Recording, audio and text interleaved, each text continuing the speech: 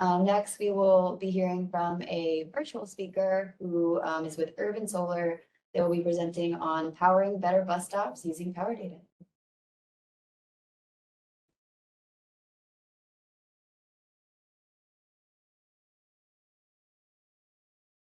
Hi there. My name is Eric Bracke. I am a business development manager at Urban Solar.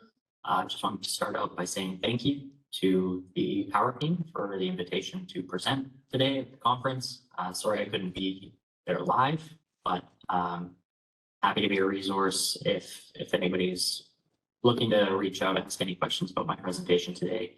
I've included my contact information at the end. So we'll jump right in. I'll just quickly give you an overview of what we do at Urban Solar, what our goals are, how we benefit our customers, and then we'll talk quickly about how we use power data to make that happen.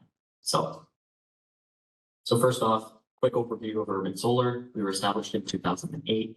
We provide solar lighting and solar power to bus stops across North America. Our goal is to power better bus stops.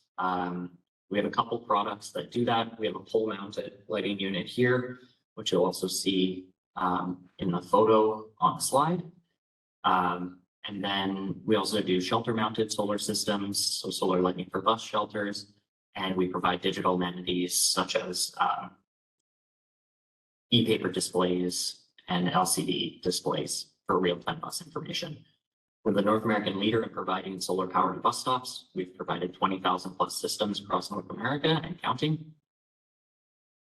The key benefits that we provide to our customers are increased safety at bus stops, deterring crime, improved rider comfort, decreased driver or rider drive-bys.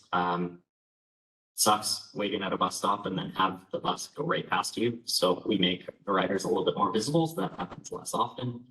Our systems are really easy to install, environmentally friendly and sustainable, and they can power other amenities for bus stops that you can't trench power to, which are all great benefits for transit agencies. So for us, reliability is very key.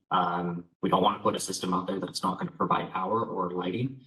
So we size everything to December minimums when there's the longest nights and the most need for power, and you have to run the lights for the longest, and you get the least amount of power during the day. So I'll explain a little bit on how we calculate our array to load ratio, but we try to maintain a array to load ratio of a minimum of 1.2 and 5 days of battery autonomy, both for battery health and just in case you don't get sun for a few days. We want these systems to still work.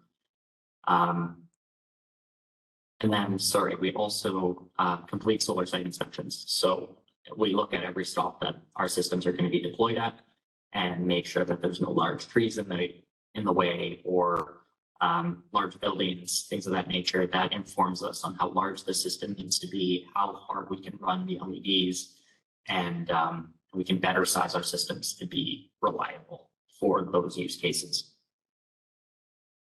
So how we use power data.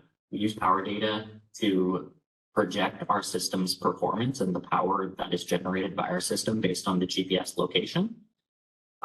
So we use the minimum solar irradiance in December to calculate what our ALR would be and how hard we can run our lights at that location.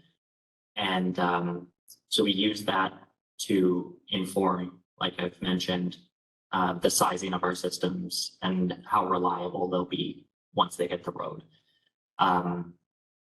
We've recently implemented a new solar sizing process.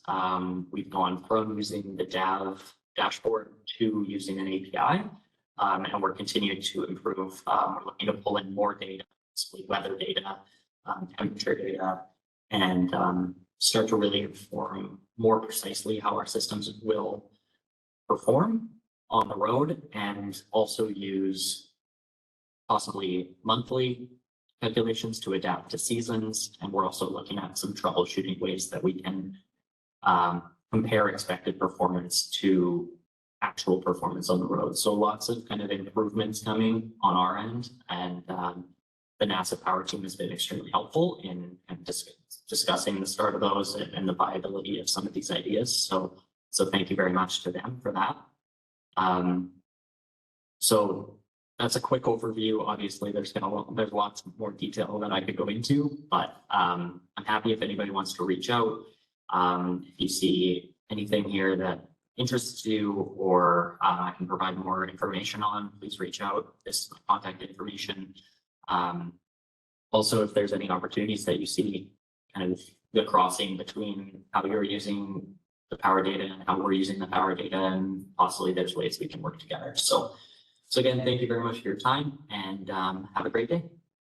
Thank you, Eric and Urban Solar, for that wonderful virtual presentation.